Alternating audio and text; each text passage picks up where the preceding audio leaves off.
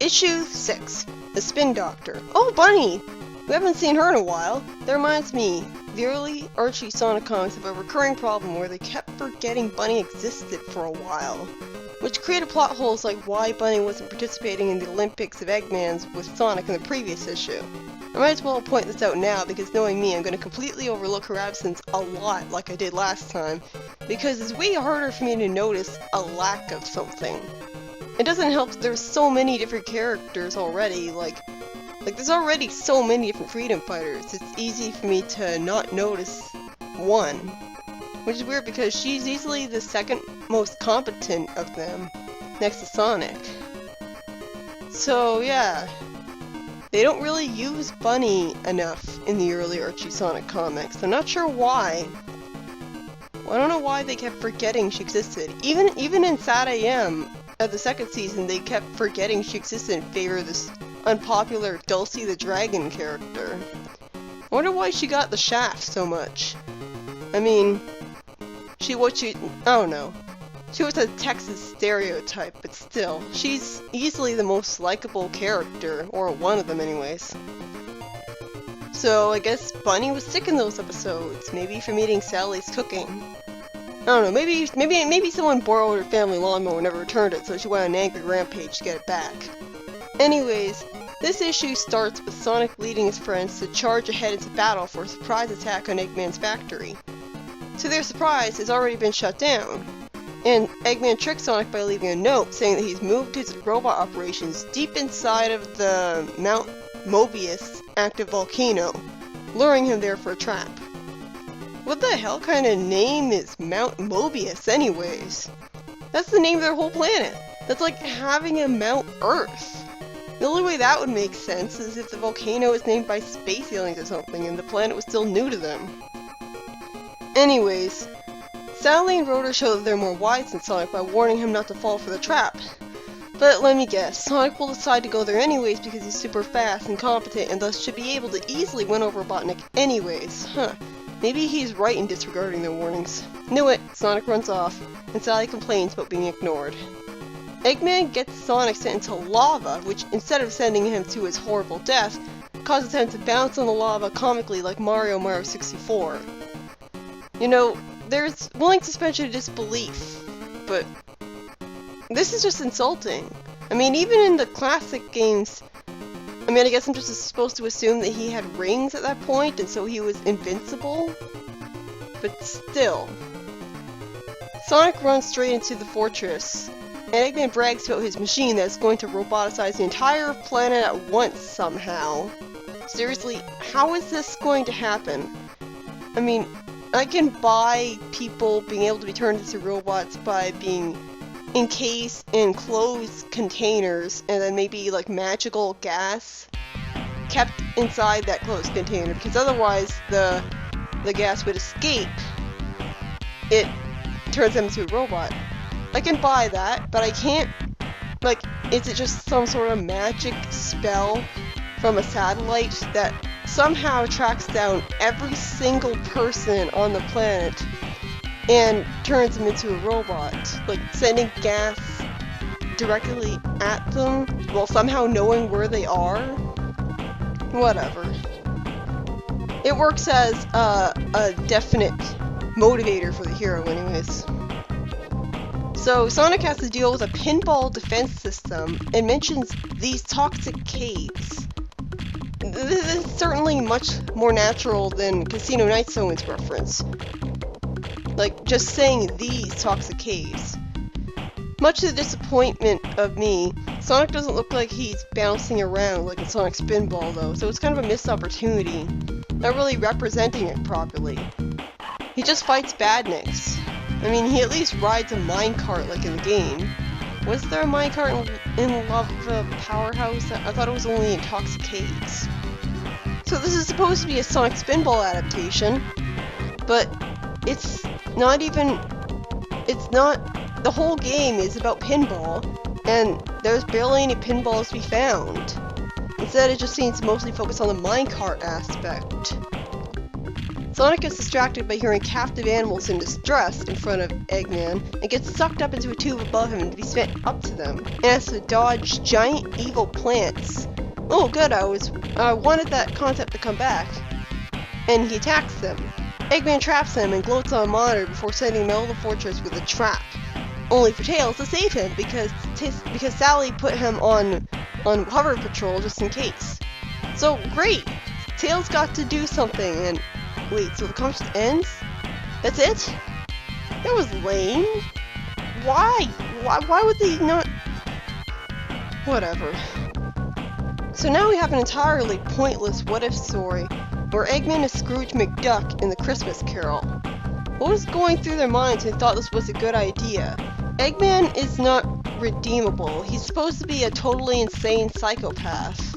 So why would he... I mean, it would have to be out of character for him to even agree. It's an interesting concept, having Rotor working for Eggman in this scenario. So it's a shame that's completely wasted, because it's never explained why he's working with him. Even when Eggman is still clearly dreaming of roboticizing every living thing on the planet. So, why is he okay with this? Is he really desperate? And like, why isn't he roboticized yet? Since when does Eggman have non-robot part people and non-robots working for him? Aside from Snively. Come to think of it, why hasn't he roboticized Snively? Anyways, he sends Rotor to his family as a cheap Christmas present, while refusing to give him any slack in his job.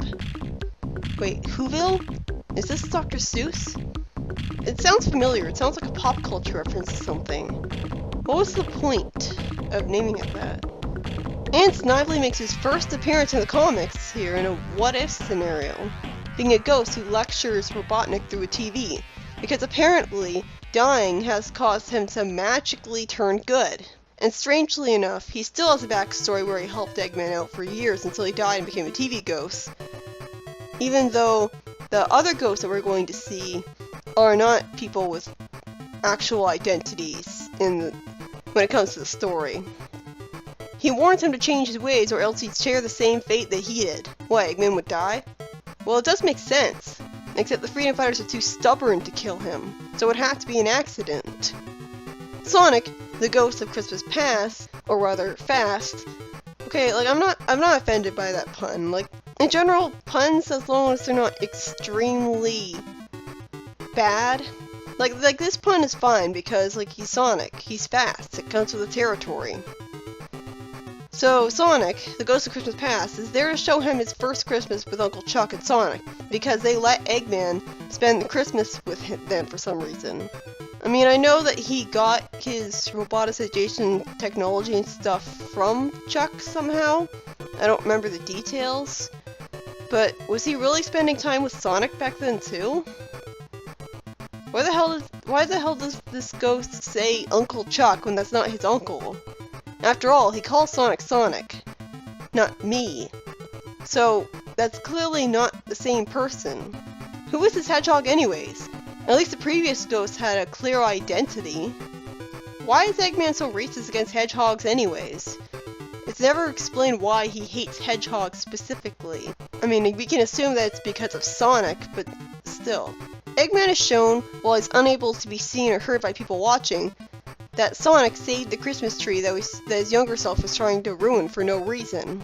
I swear, Eggman, he's just like a tool of the writers to have an antagonist. He doesn't have any sort of explanation at all for why he's doing the things he does. This is why I don't like Eggman. He's not believable as a character at all. He's just there and he serves a purpose, I guess, but we could have a better villain and it would be a better story.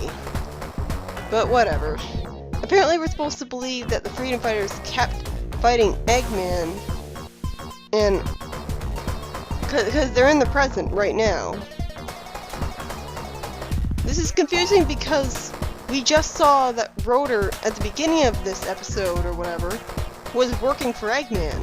So is Rotor here right now? So, huh? For the chronology, this is confusing. Why is a Freedom Fighter, Rotor, working for Eggman? And Whatever. How many times have I said whatever in this video alone? And now we have the Ghost of Christmas Present. And this is so lazy. Why is it Sonic again? I just don't understand. I mean, this is obviously not the Sonic, but I just don't understand because we had Snively before, and he's clearly a separate person. Usually, I get the impression that usually in Christmas Carol parodies, you have a completely different character for every different ghost of Christmas past, present, future. But this just has it be Sonic every single time. So Eggman has shown Sonic and the Freedom Fighters at Christmas, sending the malicious gift of Eggman back to him. Wait, what? How is Eggman able to send a Christmas gift to their address when he doesn't know where Knothole is? And if he did, something very bad would happen. Eggman's brought to the future, and alas, at the old man, it turns out to be him. Another Sonic. This is so lazy. I was expecting every ghost to be a different person.